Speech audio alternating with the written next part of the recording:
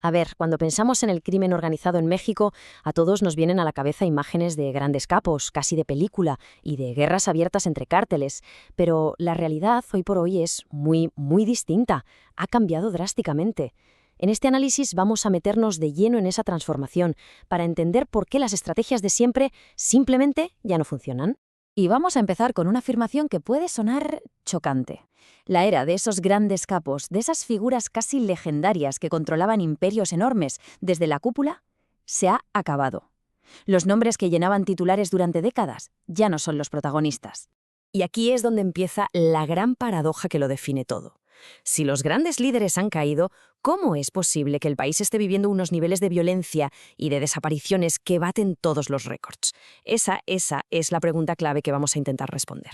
Vale, para entenderlo, primero tenemos que mirar a la estrategia que ha sido la norma durante años.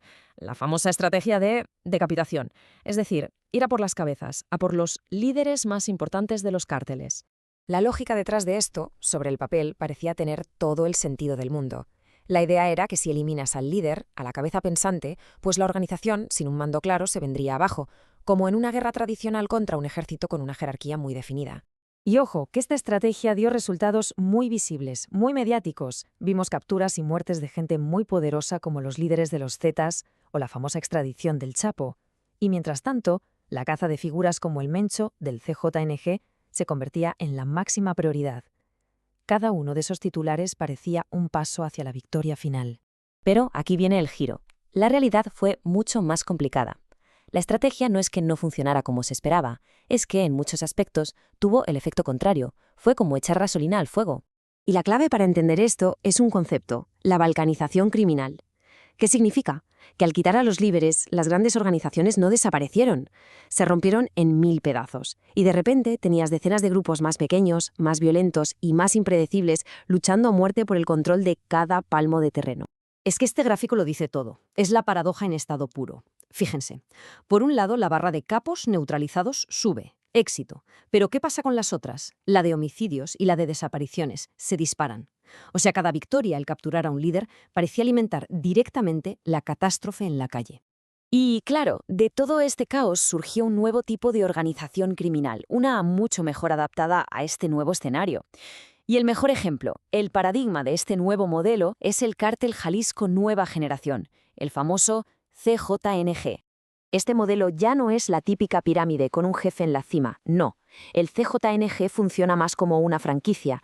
Ellos ofrecen su marca, sus métodos, su apoyo a grupos locales. Y a cambio, estos grupos operan bajo su nombre, lo que les permite expandirse a una velocidad de vértigo sin un control central agobiante.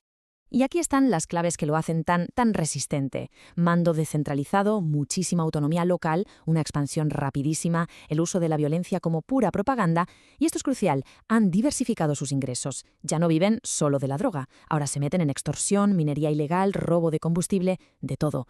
Esto hace que la organización pueda seguir funcionando incluso si cae su líder principal.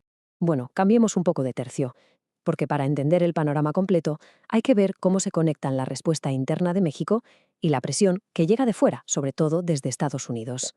La violencia ha llegado a tal punto que ha provocado algo que antes era excepcional, la militarización de la seguridad pública.